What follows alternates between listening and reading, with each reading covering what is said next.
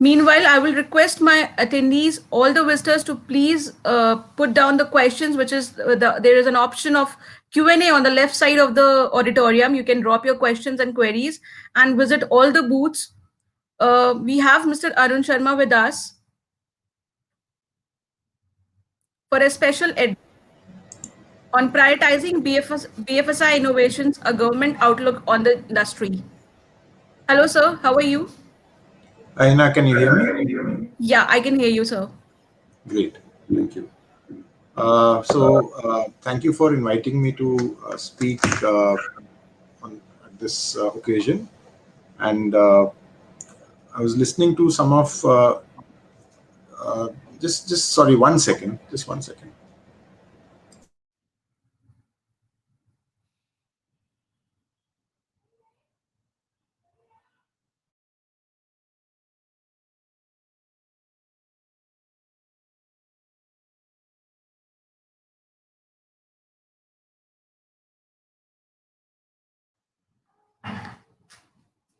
Meanwhile, I'll request all the attendees to join us and drop your questions on the Q&A box given.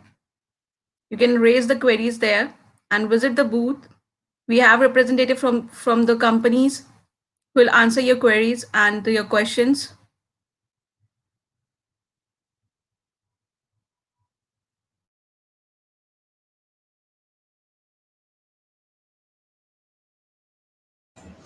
So sorry, there was Yes. something that I think I was. Yeah, I was listening to some of the comments of the previous session, and I think my points would be in line with whatever was being discussed in the previous session. So a few thoughts, and I think it's quite pertinent given that the budget is about to be announced and the year that we've had, 2020, on where the government's priorities are and what we do as a country to improve the banking services, the BFSI sector, so that the larger interests of the country and the citizens, and especially the unbanked or the people who are still struggling with finding a good banking solution more easier.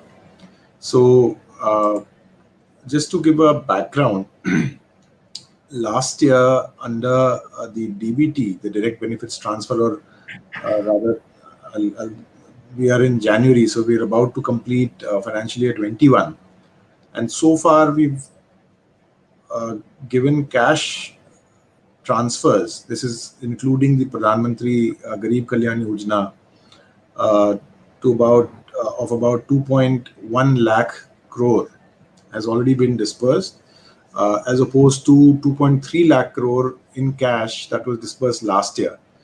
Last year, the total grant or the allocation under NREGA was about 45,000 crore, and this year the allocation is already around 1.12 lakh crore.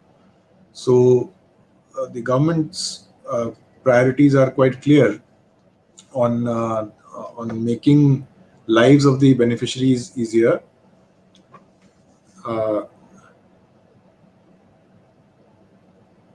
Sorry, 1 second.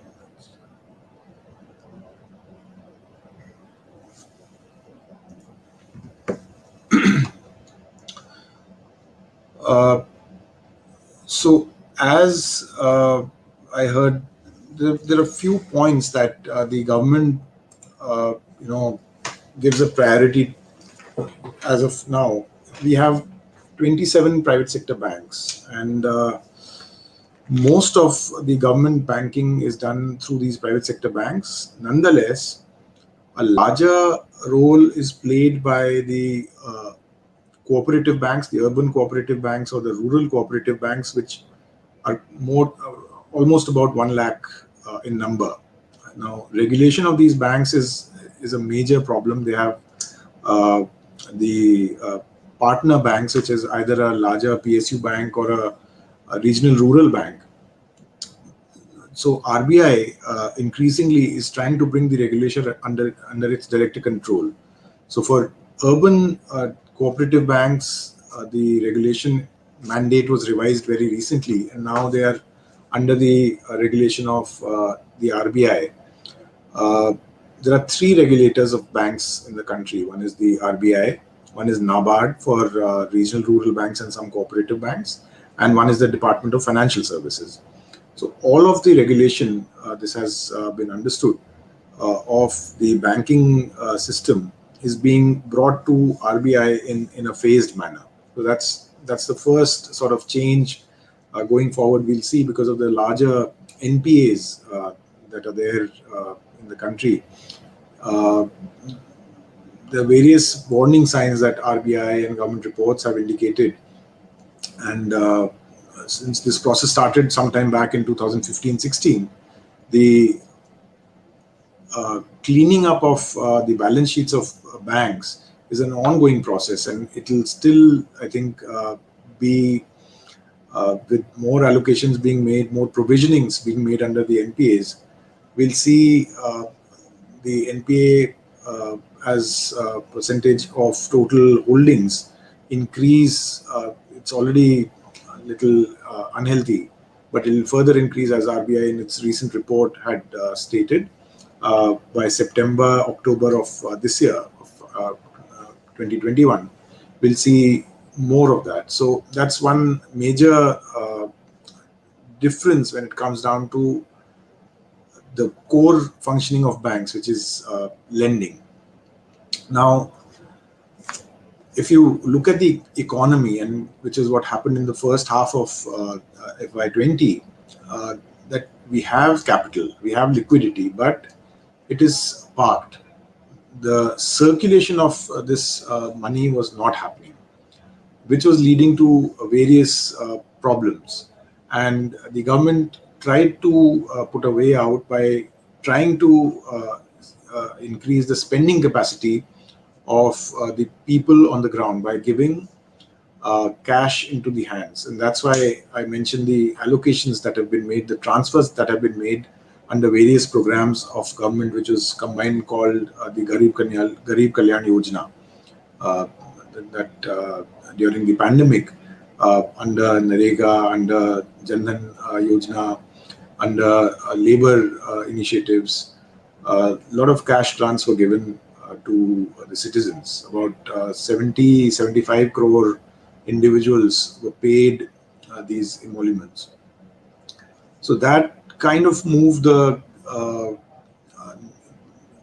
capital, the liquidity somewhat. There was some demand that was generated in the rural areas, and which saw the secondary effect leading to slightly better manufacturing, slightly better industrial production in the later half or the last couple of months of 2020. This is now increasing. So that impetus that was given by the government has worked, and this, I think, in this budget will be continued, because we're still slightly away from where we should have been. Although the economy, which was supposed to contract in the early 20% as a whole, will contract a little less with the IMF's most recent projections, which is heartening to know. Which means that the steps that we undertook in the last year have had the desired effects. If you look at the total provisioning or the total allocation as a percentage of GDP or as a percentage of total government expenditure, it was quite less. But I think it was very, very strategic. And that's where the thrust would also continue for the government. Now, on the immediate topic, this was the larger thought that I had on the immediate topic that we're discussing on what the BFSI should look like. We are increasingly moving into an era of large-scale digitalization or digitization. All banking services, banks that were not thinking of doing any kind of digitization till even 4 or 5 years ago, have now switched gears and now aggressively trying to push more and more products into the digital domain. Most recently, the Bank of Baroda have decided to do a complete work from home, which is unheard of, even for a private sector bank. But here we have a public sector bank which is taking such decisions, which is excellent.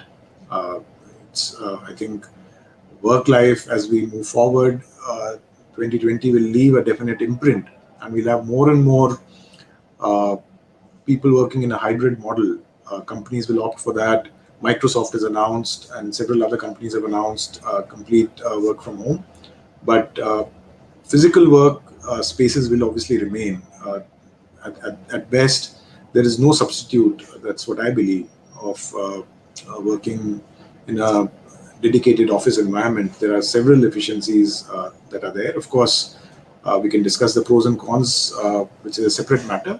But my point was that due to digitization, Bank of Baroda has been able to take such a step. The other thing that we're noticing now is rise of frauds, rise of errors, or at the same time lack of grievance handling mechanisms or grievance portals that banks should have put forth by now. So these two will go hand in hand.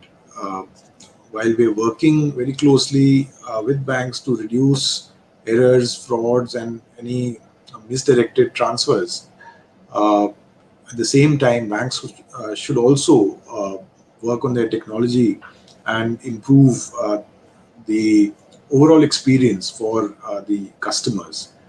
There is no escaping that. And uh, legacy systems will not matter after a point in time. If you are a bank that has done well, most glaring example is that of HDFC Bank, which is the largest bank by market cap, and that faced a penalty by the RBI because of failing on its digital products, which is again, few years ago nobody would have thought of that, but just because the larger banking services were being affected because of their non-functioning apps and certain other services, RBI took a strong note and, in a way, penalized them. So this will set the. It's also a messaging that was sent by the central bank. This will again be pushed and it will continue. Uh, then there are larger policy level, larger policies, sectoral level policies that one needs to think about.